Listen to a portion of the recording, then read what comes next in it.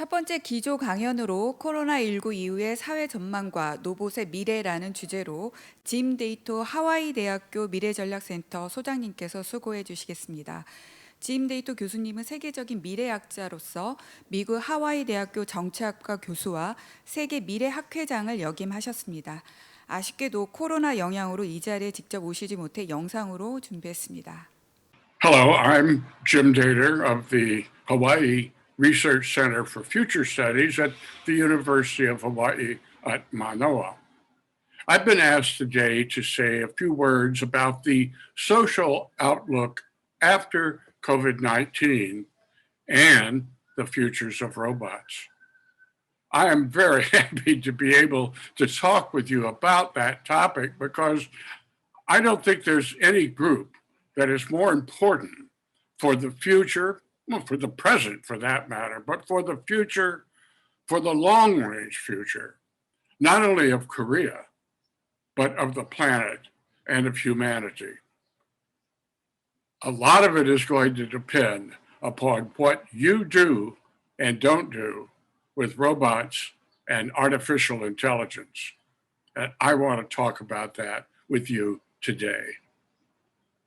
The social outlook after COVID-19 and the futures of robots. I intend today to discuss two general topics. One topic is human communities and their environments after COVID-19.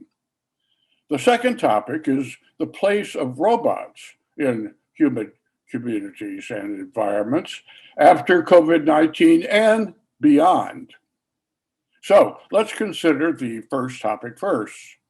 What might human communities and their environments be like after COVID-19?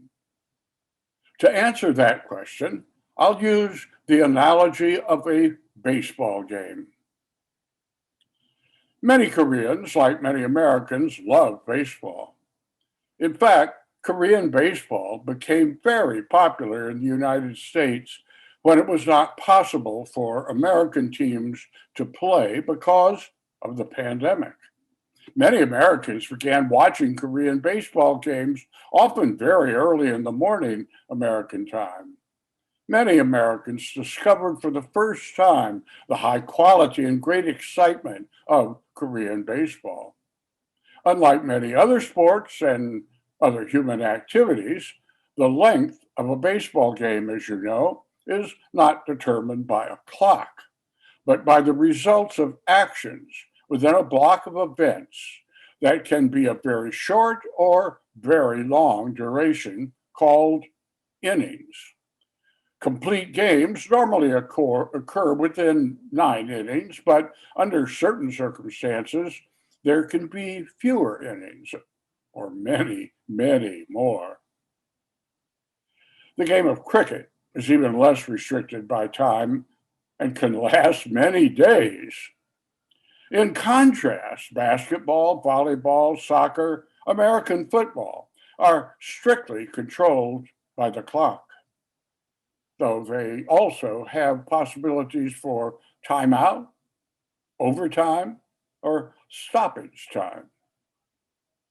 Many people seem to think COVID-19 is like basketball or other such games. They believe COVID-19 had a clear beginning in China and will have a clear end sometime soon. Many people believe that experts should be able to predict when the pandemic will be over and then to declare authoritatively when it finally is over. And yet, there are disputes about the origin of COVID-19 and no agreement among true experts about when it will be over. In fact, COVID-19 may never be over. It is possible that we and our descendants must learn to live with COVID-19 and its descendants forever. COVID may accompany or replace the annual flu as something that reoccurs year after year, but in new forms that cannot be accurately understood and prepared for until after they occur. Indeed, COVID may continue to mutate so as to become more serious every year, with far more deaths per year than we've experienced so far. Or, on the other hand, COVID-19 could become like the common cold, an annual reoccurrence, but more an annoyance than a life-threatening plague. Very perplexing is what the long-range impact of COVID-19 will be on the lungs, hearts, and brains of patients with even mild symptoms. At this point, no one knows for sure, and we probably won't know for quite a while. So the big question is, where in the baseball game called COVID-19 are we now?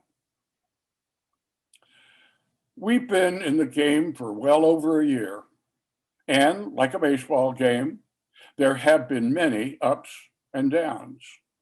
Sometimes it seemed the virus was losing, and then when we thought that victory was in sight, the virus would rally, scoring more runs than ever before. Currently, many people say that the virus seems to be under control and the game nearly over. But we have felt that way before, only to be disappointed. Moreover, while the pandemic is worldwide, various nations and localities sometimes seem deeply impacted, while others are hardly touched at all. Indeed, there are a few island nations that seem to have been spared entirely, at least so far. On the other hand, some regions that felt they'd avoided the virus have seen sharp increases in cases and deaths recently. I think we can assume we're in the 6th or 7th inning now. However, we must be prepared to go into many extra innings. The virus has players in the dugout that seem more powerful than the ones already on the playing field. Many on our side are tired of playing the game. Some of our weaker players may have to enter the game facing COVID for the first time. Once the game is over or has become part of our daily life for the foreseeable future, what might human communities and their environments be like? Many people worldwide, especially in big business, want to return to the way it used to be before the cleft in time pause trends and institutions that had been dominant for 50 years. Some things preeminent since the Korean War will reemerge once we enter the new normal. However, many things, until recently paramount, will recede in importance or actually vanish away. Without a doubt, some existing trends will grow and many new issues will emerge soon and over the next decade and beyond. The question is, what will continue in some form? What will collapse? And what new will prevail? Now, I've been involved in future studies for over 50 years, and I can tell you without hesitation that no one can predict the future. No one can say for certain what will happen over the next years, near or distant, with confidence and accuracy. Many people try, but all fail. No responsible futurist pretends to predict the future, though many charlatans lie for money, because all decision makers want to know what will be so they can be successful. And so charlatans prey upon that understandable but profoundly mistaken desire to be all wise before the event. To repeat, no responsible futurist pretends to predict the future. But any well-educated futurist should be able to bound the uncertainties with several alternative futures. Decision makers then can use these alternatives to help them pierce the fog of uncertainty and craft strategies and tactics by which to surf the tsunami of change. Years ago, I discovered that all of the billions of different ideas, images of the future that exist in human minds, laws, prayers, practices, and products can be reduced to 4 generic types, 4 alternative future images. They can be labeled grow or continuation, collapse or new beginnings, discipline around a set of core values, and transform into a different state of being. In order to create the 4 alternative futures, futurists need to understand the existence and operation of 3 overarching processes: the push from the past, the pull from the futures, and the friction of the present. Factors from the past that push society into the futures include deep cultural myths, beliefs, and practices, old images of the futures, and deeply ingrained ongoing long-running trends such as population growth or decline, environmental pollution, climate change, resource utilization, and so forth, what futurists call the drivers from the past. Factors from the futures that seem to lure, entice, or pull society forward include emerging issues such as new technologies, lifestyle preferences, resource and environmental challenges, and the like that are just beginning to be seen and felt, but are not yet established trends or current problem opportunities. New generations of humans who share new values and express new behaviors, and new images from the futures resulting from the emerging issues and new behavior.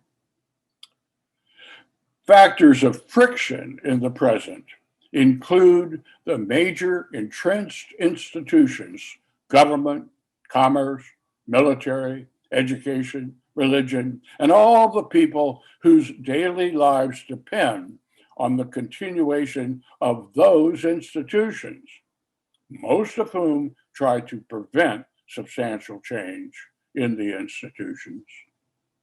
So these 3 factors, push, pull, and friction, are always in contest against one another, so that some social and environmental change is always ongoing. However, when the forces pushing from the past or pulling from the futures become too strong for the frictional forces of the present to resist, substantial social and environmental change occurs, and a new normal may be established as the overall process continues.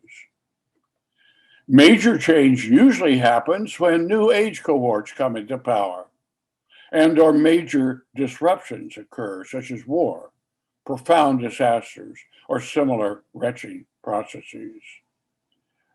New age cohorts are coming into power now as the old boomer cohort ages and withdraws from the scene.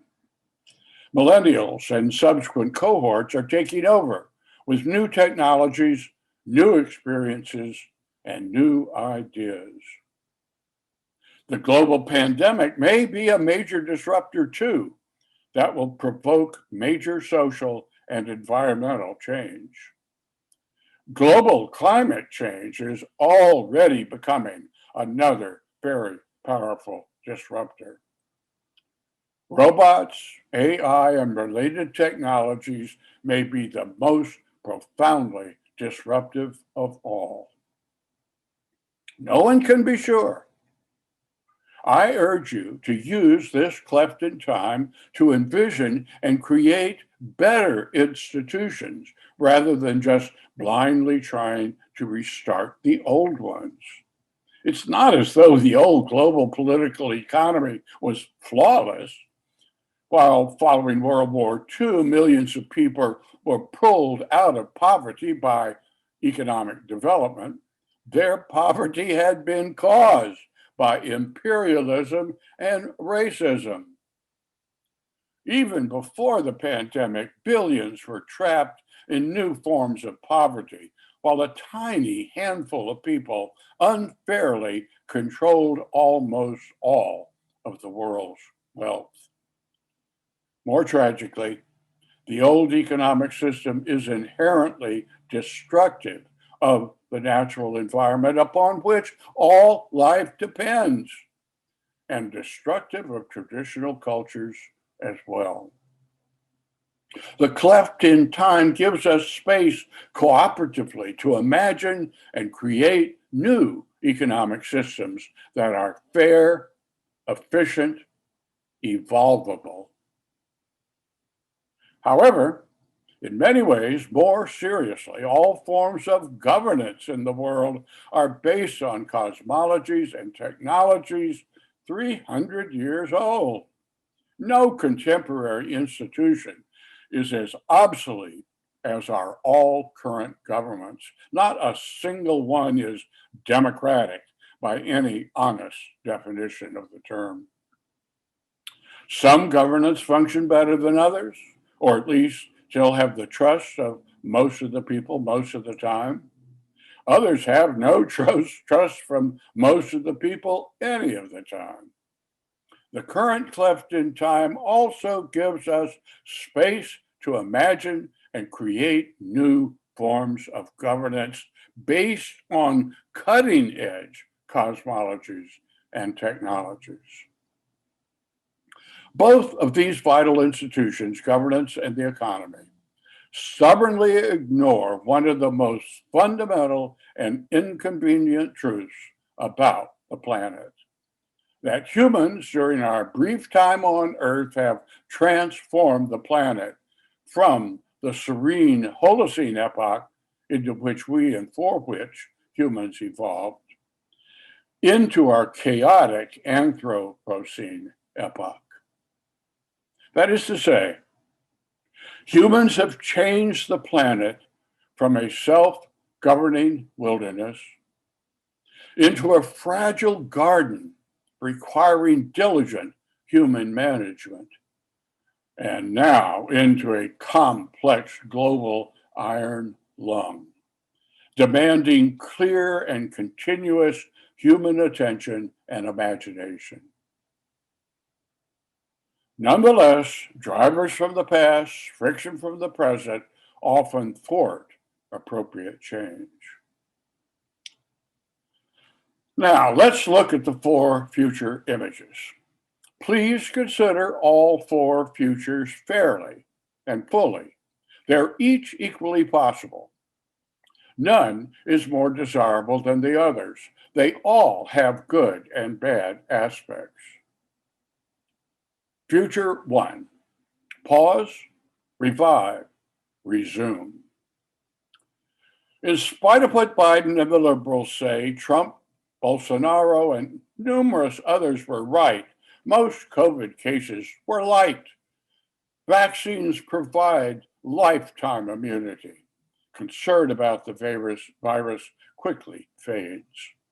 It was mostly sick old people who died.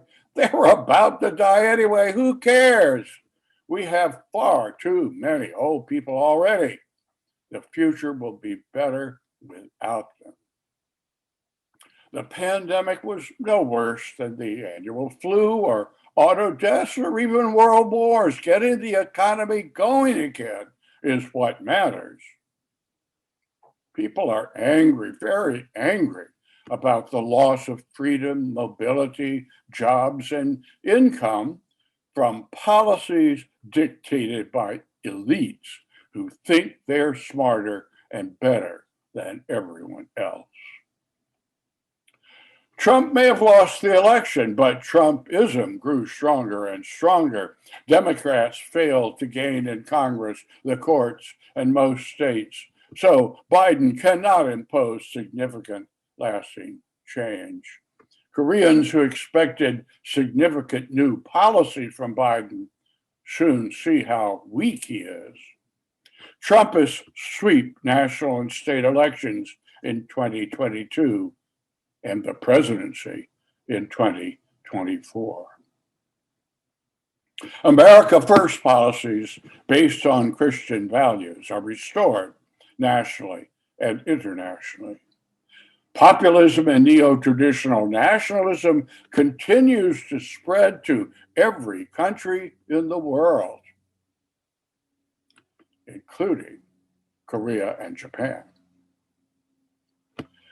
There's violent conflict in the US and worldwide as people struggle to repair and rebuild a severely damaged economy within deeply divided polities. Multinational corporations increase automated production and distribution via worldwide supply lines.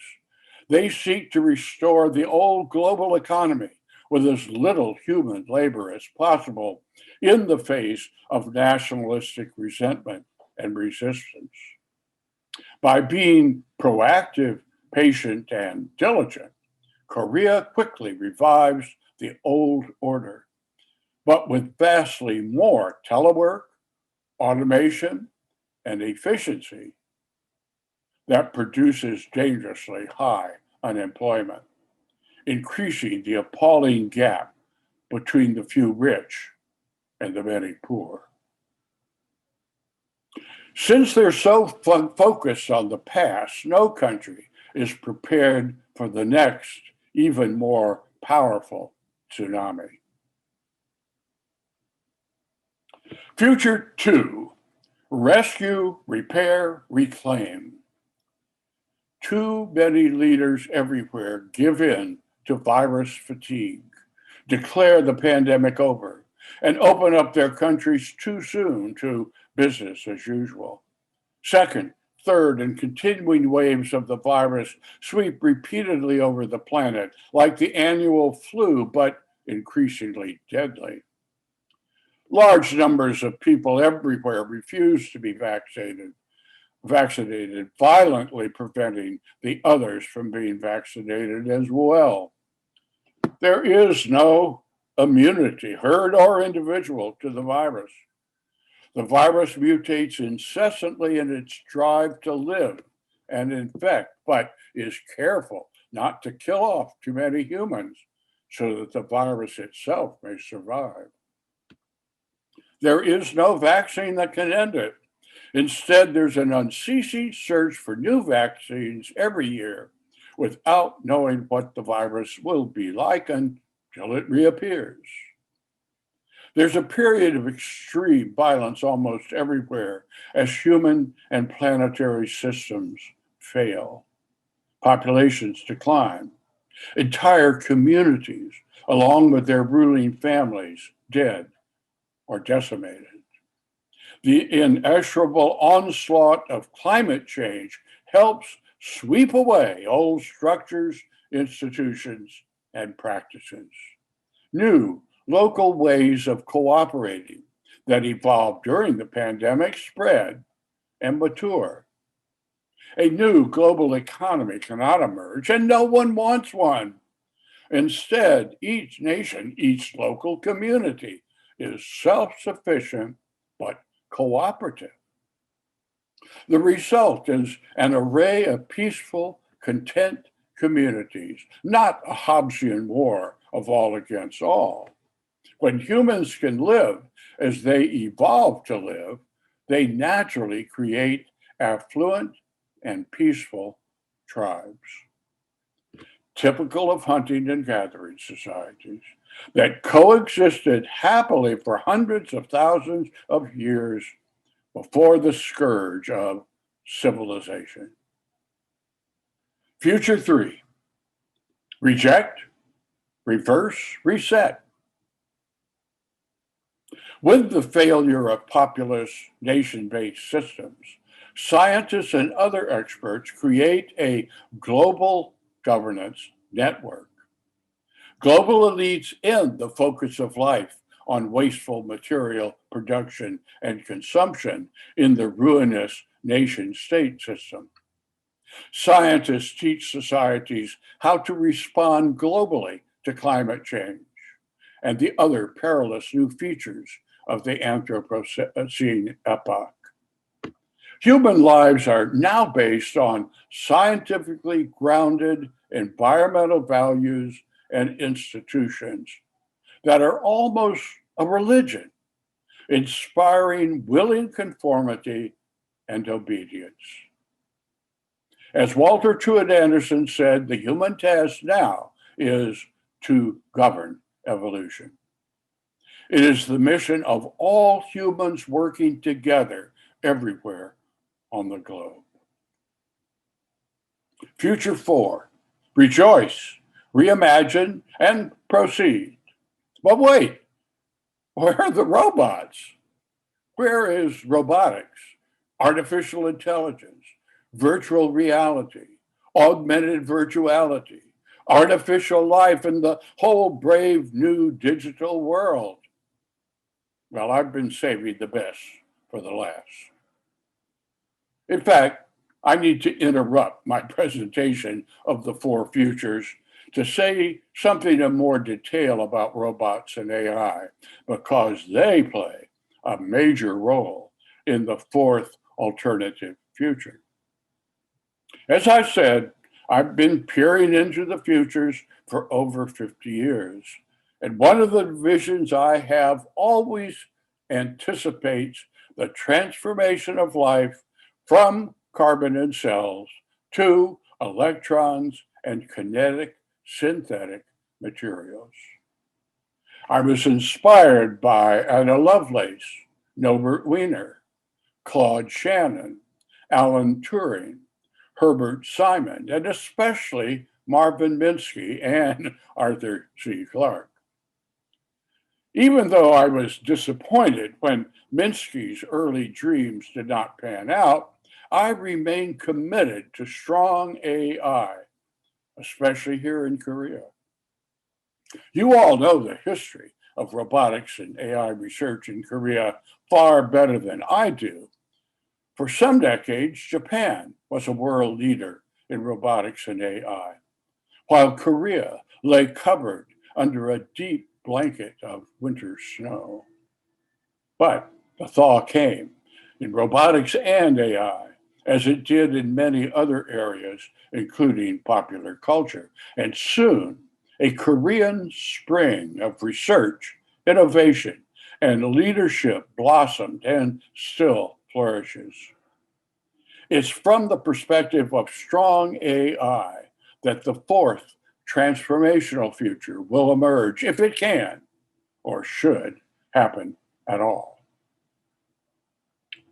Electronic, molecular, cellular, nanotechnological, intelligent, and mobile robots and artilects, along with artificial, synthetic, augmented, and/or virtual environments, will initially assist and then replace all human involvement in surveillance, force, and killing, the economy, caring and comforting, thinking and decision-making, laws and crime prevention and control, including crime by artilects and by environments, first responders, finance, scientific research.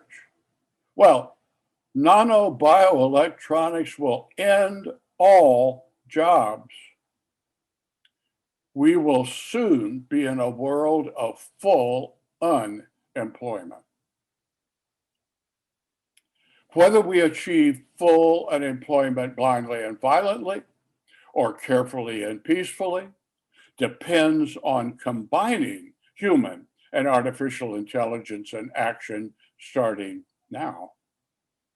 Each person must learn to live a life that is fulfilling and significant both for themselves and for others without working, while living in predominantly artificial environments guided by artifacts.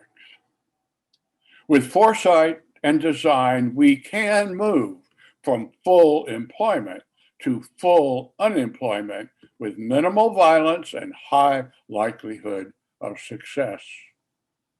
We must prepare people both for the human labor that is required at the present time and perhaps for the immediate future, as well as for a life not based primarily on work in the intermediate and farther future. This is my challenge to education and democratic governance during the transition period. Then, in our next phase of evolution, artificial life and intelligence may supplant carbon-based life and Earth and in space. For 25 years, I've also taught at the International Space University in Strasbourg, France. One goal of my life is to encourage humans to shed their containers along with the limitations of our biosphere Earth and become peaceful, exploring spacefarers, first in the inner solar system and then throughout the galaxy and the cosmos. She was one of my students at ISU. Do you know her? I urge you to attend ISU in France as well and expand your talents from Korea to the cosmos. Now, some years ago, S. Siegel asked, why did DNA make humans? What follows is his answer, to which I've added a few features at the end.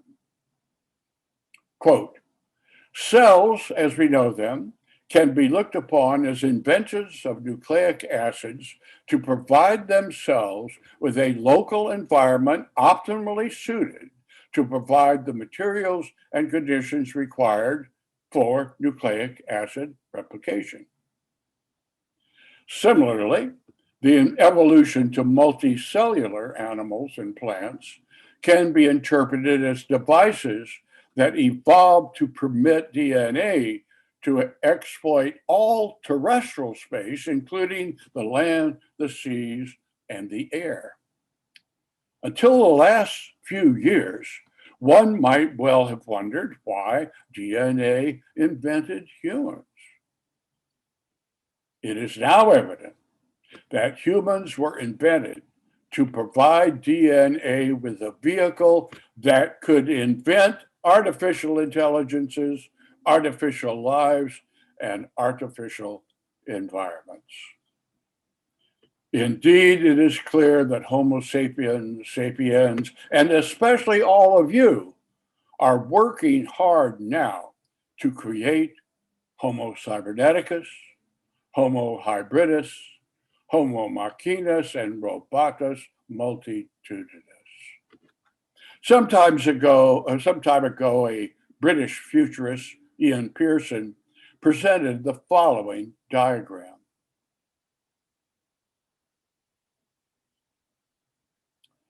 It reminds us that for most of human history, Homo sapiens were not alone. There were other Homo species among us with whom we cooperated and competed: Neanderthal, Denisova, Floresicinus.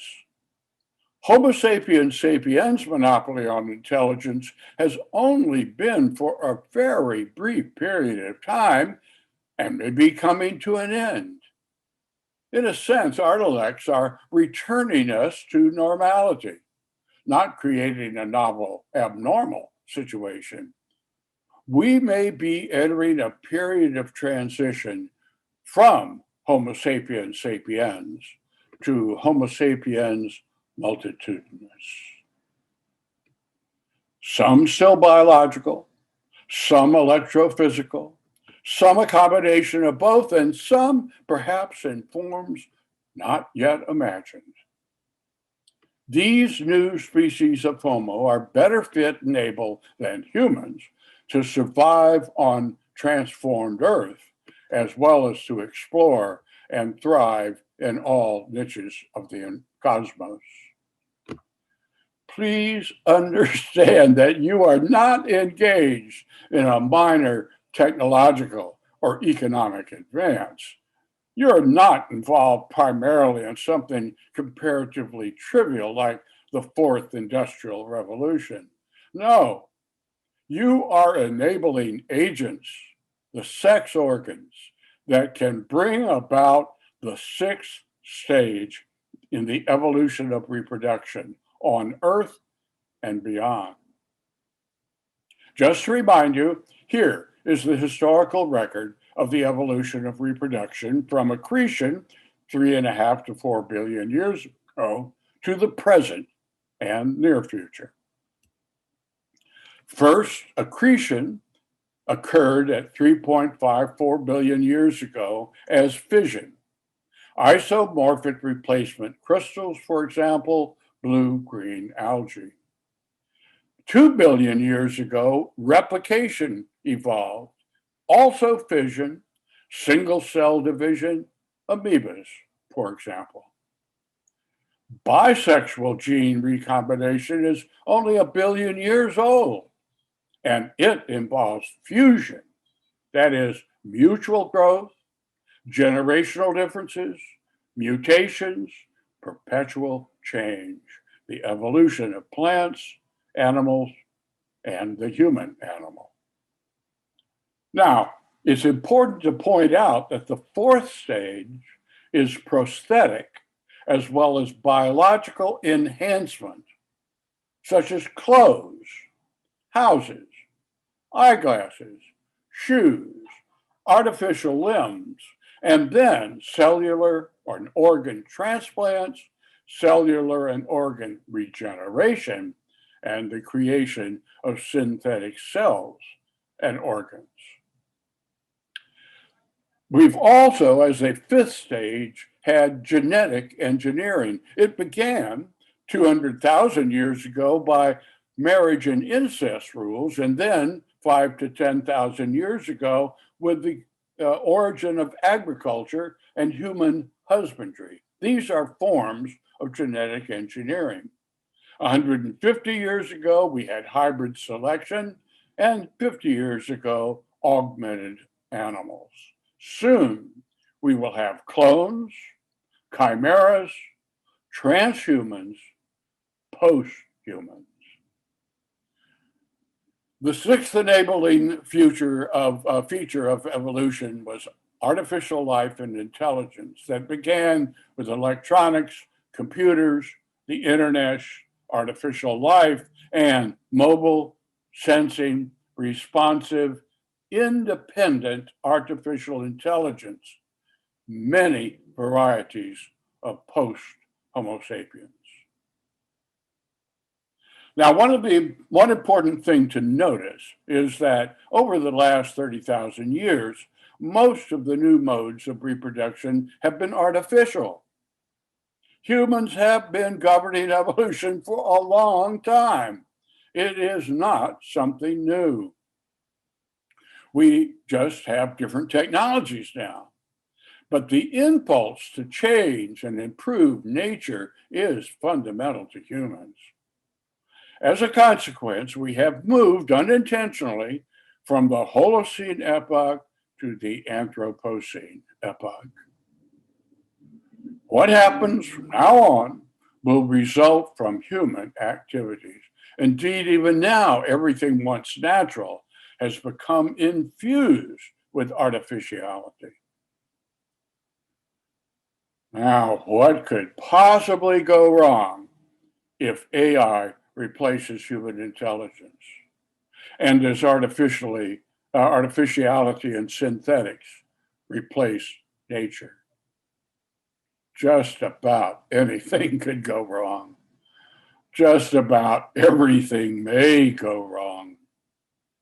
Should we continue to take these next evolutionary steps? Should we continue to augment humans, to genetically engineer life, to create artificial, synthetic life, intelligence, and environments. Make no mistake about it, you are creating wholly synthetic environments, entire new synthetic worlds, not artificial life, but artificial lives, in the plural, homo multitudinous, as Ian Pearson says. If humans truly have agency, should we exercise it? Or should we passively assume that nature knows best? Should we turn away from transform, the fourth future, and return to future one, continued economic growth, or to small, local, affluent tribes of future two, or to future three, global, scientific governance of the natural environment? Or, since humans have modified themselves and their environment without serious restraint for the last 15,000 years, since we have tamed our rows, transforming the Holocene epoch into the Anthropocene epoch, shouldn't we just take responsibility for what we have done and now consciously strive to govern evolution? My answer to that question is yes, unqualified yes. Humans are not the crown of creation. We are merely one phase in a process of infinite metamorphosis. Moreover, the planet into which humans evolved in the Holocene epoch is not the planet we live on now. Many more changes will occur to Earth during and after the present Anthropocene epoch. Nature is dead. Nothing can make it be like it was, even if or when humans vanish from the Earth. The fourth transformational future proposes that DNA invented humans so that humans would invent artificial and synthetic intelligence, life, and environments in order to spread intelligence and life to where it does not now exist throughout the solar system and beyond. You, scientists and technologies, are the vanguard of this evolutionary process. Step forward humbly, but courageously. Surf the tsunami of deep transformation. Stuart Brand said, "We are as gods and might as well get good at it." Now, that attitude may be scientific hubris and domineering patriarchy at their worst, or this may be humanity at its nurturing, sacrificial feminist best.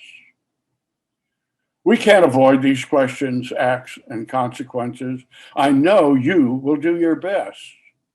When Korea was required to step out on the world stage in 1954, there were two competing models of development to follow. You followed one, imitated and surpassed leading nations, succeeding spectacularly well. Now, after this extraordinary cleft in time caused by the pandemic, there is no pre-existing model to follow. There are no leading nations for you to copy. Korea is currently enjoying great popularity worldwide, and not just in pandemic control or the Korean cultural wave. People everywhere are looking to Korea for inspiring visions and guidance in many spheres of life. Don't waste this rare opportunity for Korea. Too many people, when they think about society after COVID-19, focus on jobs that have been created, destroyed, or changed during the pandemic. People seem to think that we will continue to be obsessed with the pandemic long after it has passed. If we remain focused on the pandemic and restoring the old economy, we will be like generals who are always preparing to fight the last war. To spend trillions on resuming economic growth and only pennies on preparing for climate change is irresponsibility bordering on criminal behavior towards future generations. We must learn as a society to focus on the futures, to be prepared for new as well as renewed challenges and opportunities before they overwhelm us. Indeed, all Koreans should strive to become inventors and creators of preferred futures, not just continue to hope you can react successfully to events thrust upon you as you have in the past. Korea should see itself as and become a creative, compassionate, leading nation. It can no longer be a mere follower. The process that brought Korea to its current state of economic prosperity and political power may no longer suffice in its futures. Korea should cooperate with other nations and people in creating new processes fit for the rest of the 21st century. America, after the cleft in time, will not be the same as the US before. You must inspire humanity and post-humanity to rise out of its cradle, Earth, and live among the infinite homes of the cosmos. I know you can do it. But will you? Well, as you can tell, I'm counting on you. I really want to impress upon you the importance of what you're doing and the necessity to be diligent and hardworking and visionary. Again, not only for Korea or for you in your own career, but for the future of humanities. Thank you very much.